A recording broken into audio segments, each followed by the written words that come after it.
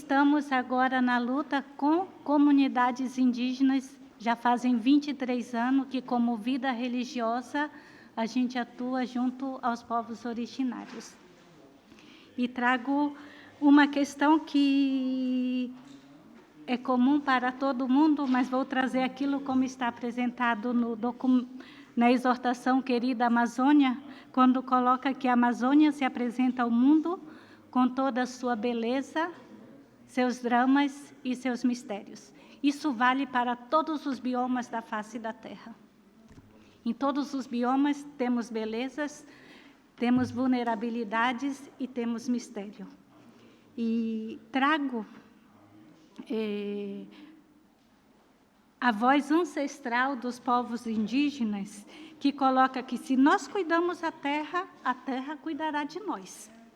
Essa intuição dos povos originários é uma grande contribuição para a atual crise socioambiental que vivemos hoje toda a humanidade. Essa contribuição, como vida religiosa, junto a essas comunidades, escutando essas comunidades, a gente pode amplificar.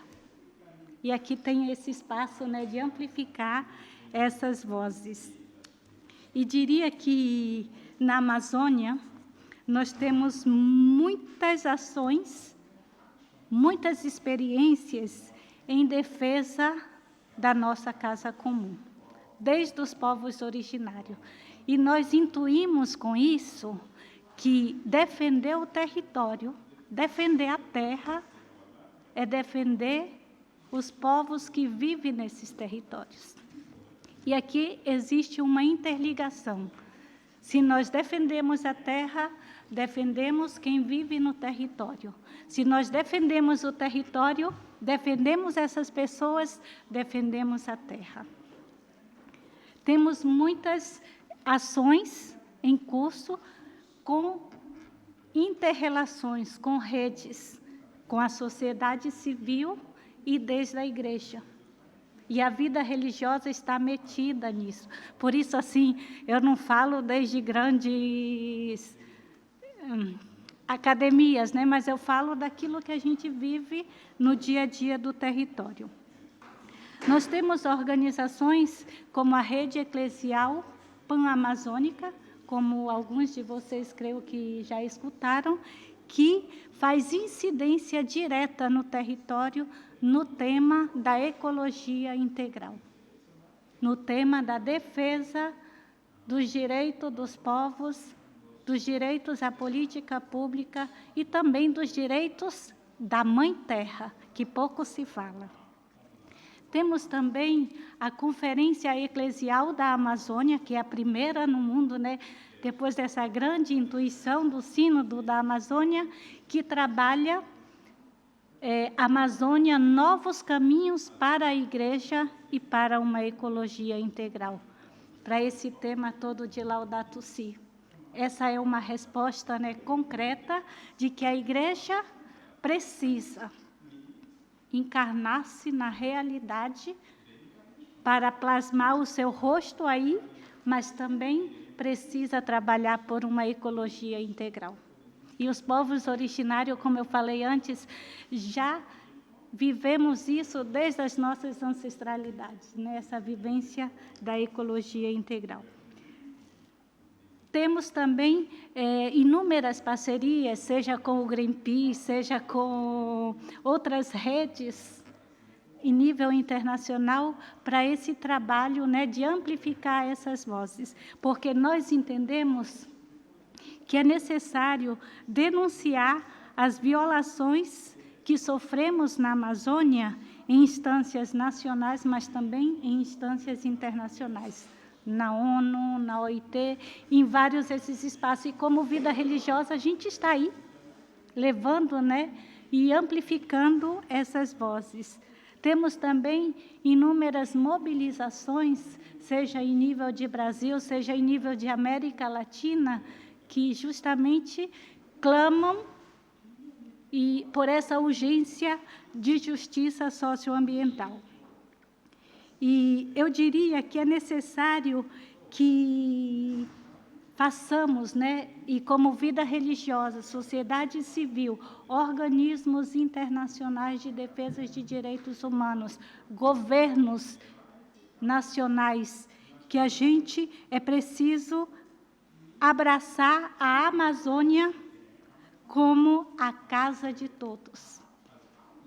Abraçar a Amazônia como esse território que permite a vida para as gerações futuras e que, de verdade, está sendo muito devastado. Nós que vivemos no território diretamente, somos aquela voz que dizemos, chega de desmatamento, chega de queimada, chega de projetos econômicos que só pensam a destruição. Também, um outro aspecto que trago é a questão do fortalecimento da economia, da reciprocidade e da complementariedade dos povos indígenas. A gente fala muito da economia de Francisco, né? E que bom que se somam, né? Novamente, os povos indígenas podem mostrar aí que uma outra economia é possível, que um outro mundo é possível, com produções agroecológicas, mas para isso é necessário ter demarcação e ter proteção das unidades protegidas dos territórios indígenas, e é necessário que a tecnologia esteja a serviço dessa defesa dos territórios e da defesa dos povos indígenas. E também a questão da fiscalização das unidades de proteção e dos territórios dos povos originários. Mas é necessário a gente dar um passo a mais. É necessário a gente demandar criminalmente quem promove essa destruição. E, com todo respeito aos organismos, né, da ONU, muitas vezes recomendam aos governos, mas isso às vezes não surtem muitas ações lá no território. Então, é necessário que a gente dê esse passo a mais, que a gente realmente demande criminalmente, em esferas nacionais e internacionais, essas pessoas que promovem essa economia de destruição.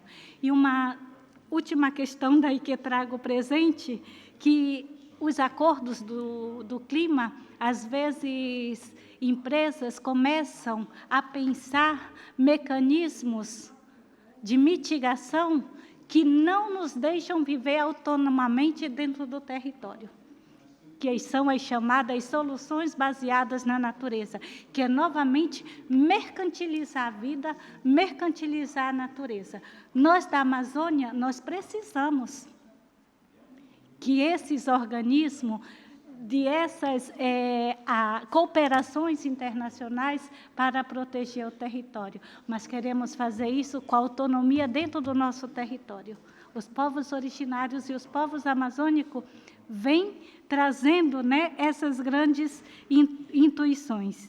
E, por último, é necessário que todos nos empenhemos, vida religiosa, organismos de igrejas, organismos internacionais, por um marco legislador que coloque a terra como sujeito de direito.